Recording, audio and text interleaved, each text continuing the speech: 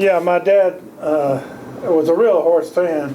He did have horses. He invested some in horses, but one little story about him, we had training camp when we moved on to New Orleans and were coaching in New Orleans.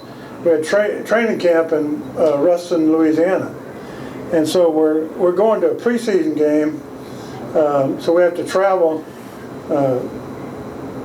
We have to travel to go to the airport, and Shreveport was on the way, and the plane was delayed.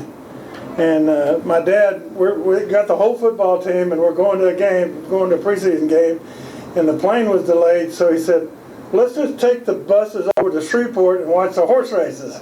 And so we take the whole team to the horse races, and actually we won the game too. But he loved horse racing. He always bet on the gray horse. He was colorblind, so he could see the gray horse all the way around the track. And so anytime a gray horse came in, we said, "Well, Bum won." He said, of course he bet on all of them, so he was always going to have a winner. But he bet on the gray horse. And then, of course, I've known Mike a long time. One thing about Mike, he was a great player. He was a really great player in college and pro football. But the great thing about him is he's trustworthy and he's a hard worker. Those two things I really admire about him, besides being a great friend. He's that kind of guy. So anything he's in, I'm in, you know. And Mike, I don't know if all of you know about the Houston Oilers and the catch in the Pittsburgh game. In the playoffs, in a championship game, Mike caught the ball in the end zone against Pittsburgh to tie the game in the championship game. And the officials, the only time I've ever seen it in pro football, the officials didn't signal anything. They didn't signal incomplete. They didn't signal touchdown.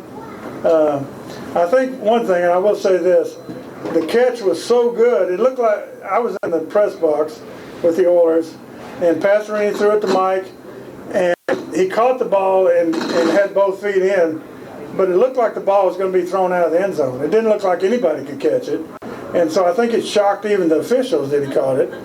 But the thing that happened was, which helped football from then on, was everybody on TV saw it. Everybody on TV saw he caught the ball and it was in bounds. And then he said, after that, they said, well, why can't we just use replay to get the plays right? So Mike's really the reason they have instant replay. Yeah, it really is. That's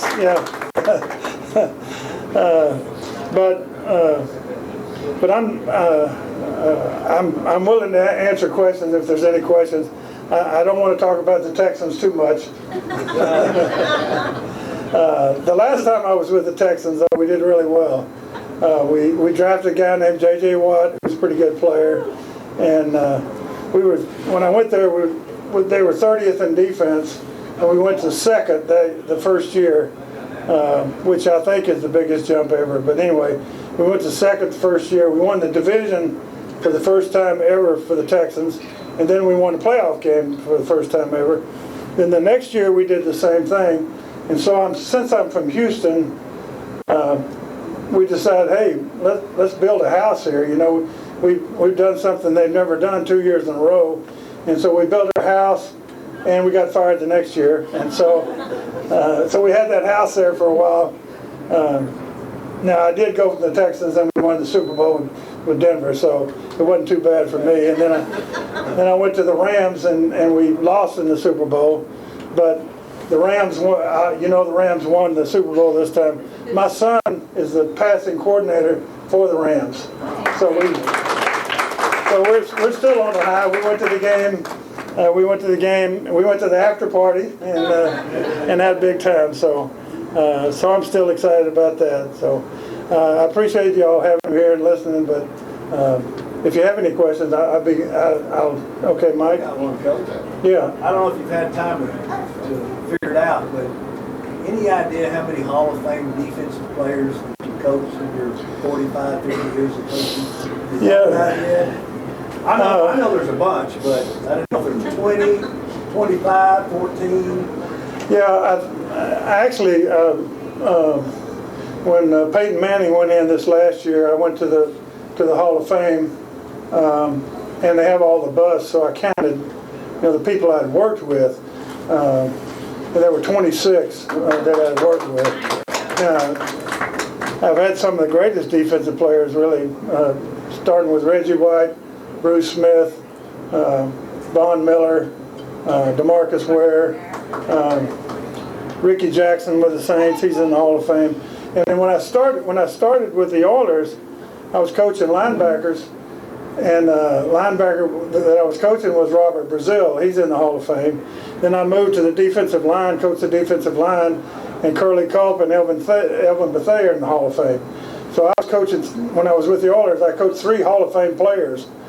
I thought I was a hell of a coach. Then I went to another team, and they didn't have those kind of players. So it wasn't me that was making them good, but I've been lucky to be with a lot of great players, and yeah, a lot of Hall of Famers. But a lot of good people. Not all of them in the Hall of Fame, but a lot of good people. I think you realize, but these guys work hard for what they do. I mean, I know they make a lot of money these days, but it's year round. Back when we started, it wasn't year round. They a lot of course they didn't make the kind of money they're making, but in the off season players worked at another job. Nowadays they work at the facility and work out all year round. So they're dedicated to being there. And the other thing that we get these days is almost all the guys that are in pro football graduated from college, because the colleges now have them take summer school throughout, and so they finish in 3.5 years, and so we get a what I call a quality person coming out and pro football that had been to college and graduated from college.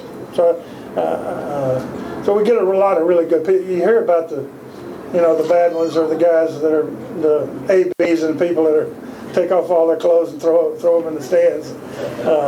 But it's really a lot of quality people that are hard workers. Yes. Mr. Phillips, you owning your racehorses right now, sir? Not yet, but Mike's got a good proposition going here. So.